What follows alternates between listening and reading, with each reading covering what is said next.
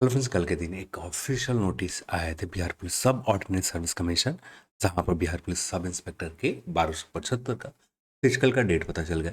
Document verification में क्या क्या डॉक्यूमेंट आपको प्रिपेयर करके लेकर जाने हैं ये पता चल गया, और भी बहुत सारे इंपॉर्टेंट पॉइंट है जो आपको बिहार पुलिस सब इंस्पेक्टर 1275 के डॉक्यूमेंट वेरिफिकेशन में रनिंग में जिसकी प्रिपरेशन आप कर रहे हैं ये जानना आपके लिए बहुत ज़रूरी हो जाता है। तो इस वीडियो में हम लोग इस नोटिस के ऊपर बात करेंगे।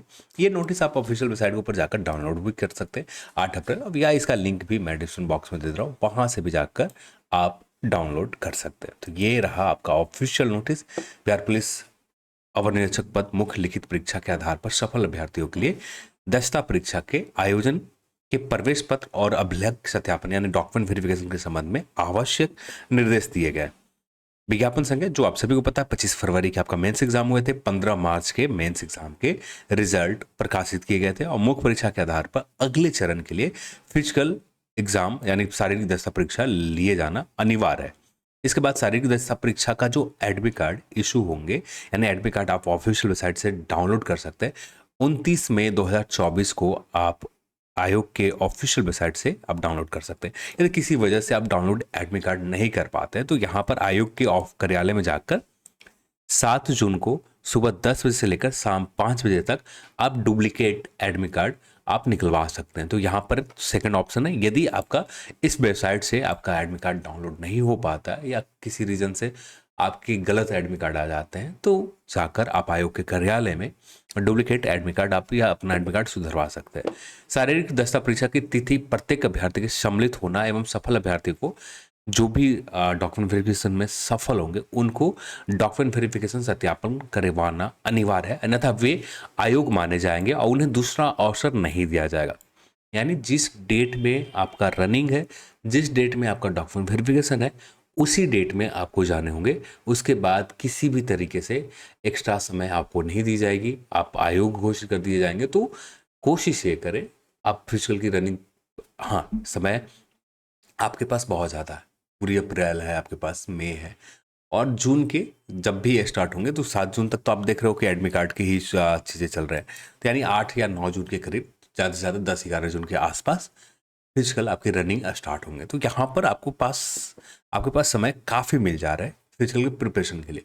और जब समय ज़्यादा हो जाता है तो हम लापरवाही करने लगते हैं फिजिकल प्रैक्टिस के दौरान। तो यहाँ पर किसी भी तरीके के लापरवाही करने की यदि आप करते हैं तो जैसे चोट मोच आ जाना, तो ये बहुत ज़्यादा नुकसानदायक होगा। तो यहाँ पर मैं सजेस्ट यही करूँगा, समय बहुत ज़्यादा मिल गया तो समय बहुत ज़्यादा मिलने की वजह से आप उस समय को लापरवाही के तरीके से आप रनिंग प्रैक्टिस ना करके सीरियस होकर आप अपने पाँव को, पैर को जब रनिंग के लिए दौड़ रहे हो तो पूरा स्ट्रेट आप सीधे रखोगे। जैसे बहुत सारा हल्का सा का जैसे मिट्टी रोड पर चल रहे हैं, थोड़ी सी ऊपर नीचे पैर हो गए तो मोच आ जाती है, बहुत ज़्यादा डिस्टर्ब करता है। तो यहाँ पर ये ज़रूरी है कि आप सही तरीके से करो, नहीं तो यहाँ पर इतना एक्स्ट्रा समय मिल चुका है, उस एक्स्ट्रा समय में हम गलतियाँ आए दिन करते रहेंगे। तो उन गलतियों से बचने की कोशिश आप करो, क्योंकि आपका फिजिकल की प्रैक्टिस करना बहुत ज़रूरी है।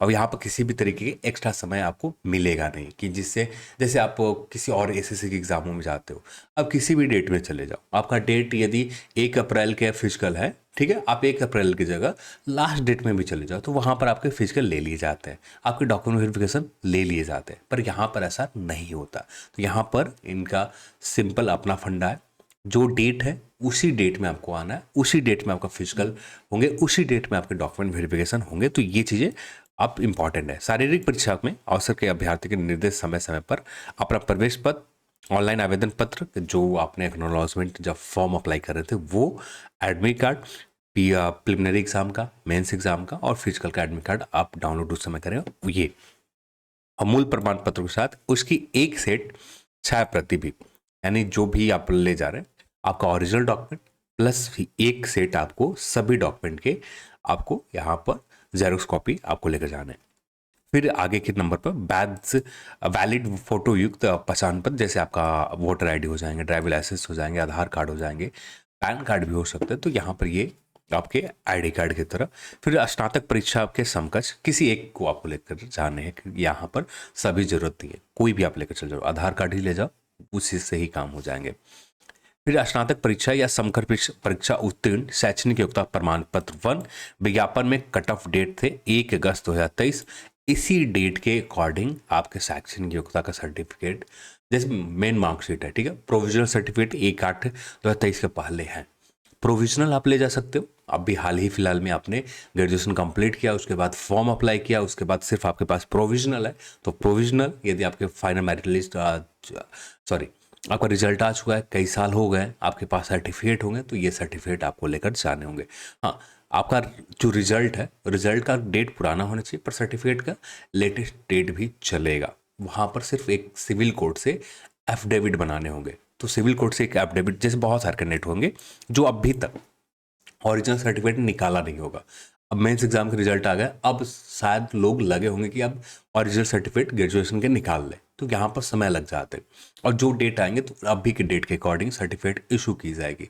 तो यहाँ पर यही ख्याल रखना है कि एक सिविल कोर्ट से एफिडेविट बनवा लेना, कोई दिक्कत यहाँ पर डॉक्यूमेंट वेरिफिकेशन में नहीं होंगे। हाँ, प्रोविजनल है पुराना, उससे भी काम चल जाता है, ज़्यादातर टाइम काम चल जाता है, कभी कभी इशू आते हैं, पर ज़्यादातर टाइम आपका काम हो जाएंगे। डेट ऑफ बर्थ प्रूफ करने के लिए 10वीं के सर्टिफिकेट आपको लेकर जाने होंगे। समझ पर पदाधिकारी के द्वारा निर्गत जाति प्रमाण पत्र, आप जिस भी कैटेगरी से आते हैं उस कैटेगरी के प्रमाण पत्र सर्टिफिकेट आपको लेकर जाने होंगे। महिला अभ्यर्थी जो विवाहित अविवाहित प्रमाण पत्र के पिता के आधार पर निर्गत होंगे। जो ये कैटेगरी का जो है, इस कैटेगरी आप SC ST EBC, ये आपके मायके के आधार पर यहाँ पर निर्गत मान्य होगा, तो ये चीज़ आपको ध्यान रखनी है। फिर क्रीमी लेयर में नहीं आने वाले संबंधित प्रमाण पत्र पिछड़ा आयोग, पिछड़ा वर्ग और अत्यंत पिछड़ा वर्ग अभ्यर्थियों के लिए NCL आपको प्रमाण पत्र बनवाने होंगे, और प्रमाण पत्र के आधार निर्गत होने के मान्य होगा जो 1/8/2023 का अकॉर्डिंग होनी चाहिए, यानी 1/8/2023 के पहले या 1/8/2023 तक आपने NCL बनवा रखा है, उस NCL को आपको लेकर जाना है। आप बिहार के अस्थायी निवासी है तो डोमिसाइल सर्टिफिकेट आपको यहाँ पर अनिवार्य है, तो सभी आरक्षित कोटि अभ्यर्थियों के लिए भी चाहिए, और जैसे आप अदर स्टेट के हैं तो आपके पास तो ऑप्शन नहीं है, क्योंकि आप बनवा नहीं सकते। हाँ, अब बिहार के हैं तो जनरल से आते तो भी आपको लेकर जाने होंगे। बिहार राज्य के स्वतंत्रता सेनानी जो फ्रीडम फाइटर है, उन परिवार को फ्रीडम फाइटर जो सर्टिफिकेट इशू की जाती है, ये आपको लेकर जाने होंगे। बिहार राज्य के आर्थिक रूप से, यदि आप EWS वर्ग से आते हैं तो यहाँ पर EWS सर्टिफिकेट 1/8/2023 से पहले के अकॉर्डिंग आपके पास होने चाहिए। फिर बिहार सरकार के सरकारी सेवक हैं होने के संबंधित प्रमाण पत्र भी यदि आप हैं तब ले जाना होगा। एक सर्विसमैन है तो PPO आपको और डिस्चार्ज बुक लेकर आना अनिवार्य होगा। आप किन्नर का जो कैंडिडेट है जिनके लिए रिजर्व रखेंगे सेट, इनके भी निर्गत प्रमाण पत्र आपको लेकर जाने होंगे। प्रतियोगिता परीक्षा में चरण में सभी अभ्यर्थियों को विज्ञापन संख्या 2023 के वर्णित शर्तों को प्रदान तो पूर्णतः पालन करना अनिवार्य है, ये चीज निर्देश दिए जा रहे हैं। तो ये सारे डॉक्यूमेंट है, अब इन सारे डॉक्यूमेंट को अभी से प्रिपेयर करना स्टार्ट करोगे, ज़्यादातर कैंडिडेट तो ये सारे डॉक्यूमेंट होंगे। थोड़ा सा डाउट ये इसके ऊपर रहेंगे, ये स्नातक वाले, और यहाँ पर बाकी सारे डॉक्यूमेंट यहाँ पर आपके पास होंगे। अब बात कर ली जाए यहाँ पर ये NCL को लेकर या जाति प्रमाण पत्र को लेकर, ज़्यादातर कैंडिडेट यहाँ पर DM लेवल पर, डिस्ट्रिक्ट लेवल बनवा के रखते हैं, और कुछ ही कैंडिडेट होते हैं जो सर्किल ऑफिसर यानी रेवेन्यू ऑफिसर लेवल पर भी बनवा के रखते हैं, RO लेवल पर। तो RO लेवल भी एक्सेप्टेड है, और DM लेवल पर भी आप बना के लेकर जा रहे हैं, वो भी एक्सेप्टेड है। दोनों आपके पास है, जो भी है उस समय के हिसाब से आपने जो भी बनवा रखा है, दोनों एक्सेप्टेड है। यहाँ पर ये सोचने की जरूरत नहीं है कि भैया ये चलेगा या नहीं चलेगा। तो यहाँ पर आपका RO लेवल पर भी चलेगा, फिर उसके बाद SDM लेवल पर भी चलेगा, DM लेवल तक अभी आप अपडेट कर रखा है तो ये भी चलेगा। जो भी हो सब कुछ आपको यहाँ पर मान्य रहेंगे। फिर यहाँ पर क्रिमिलेयर नहीं संबंधित प्रमाण पत्र NCL भी सेम क्राइटेरिया है। बिहार राज्य के सभी प्रमाण पत्र कोटि अभ्यर्थियों के लिए जो भी है स्थानीय निवासी डोमिसाइल सर्टिफिकेट है, RO लेवल पर भी है, ये भी एक्सेप्टेड है, ठीक है। तो यहाँ पर कोई ऐसा टेंशन नहीं है कि हम RO लेवल पर ही उस समय बनवाए थे, अब भी अपडेट करना, नए डेट पर आ जाएंगे। तो ये अब ये कितना भी पुराना हो, आपके पास पुराना भी डोमिसाइल सर्टिफिकेट है, ये भी एलिजिबल रहेंगे। डोमिसाइल सर्टिफिकेट हमेशा बिहार के ही हो तो आप हमेशा बिहार के ही रहोगे। जाति प्रमाण पत्र, यहाँ पर आप जाति प्रमाण पत्र जो बनवाते हो आप, हाँ आप कैटेगरी प्रमाण पत्र बनवाते हो वो तो आपका वही रहेगा। अब आपको समय समय के साथ चेंज होते रहेंगे, क्योंकि आप NCL, कभी NCL में आप आ जाओगे नॉन क्रीमी लेयर में, कभी NCL से आप बाहर हो जाओगे। तो वहाँ पर आपको अपडेट करने होंगे। पर जब बात आती है यहाँ पर आप जाति प्रमाण पत्र को लेकर, जैसे आप SC ST या EWS बनवा रखा, तो EWS में भी पहले तो आपको जाति प्रमाण पत्र बनाने होते हैं कि आप किस कैटेगरी, तो वो परमानेंट होते हैं। तो ये चीज़ें आपको ख्याल रखनी। फिर EWS को लेकर भी यहाँ पर RO लेवल के भी है, तो यहाँ पर ये भी एक्सेप्टेड होंगे। आप SDM लेवल तक ही अपडेट कर रखा है, ये भी एक्सेप्टेड होंगे।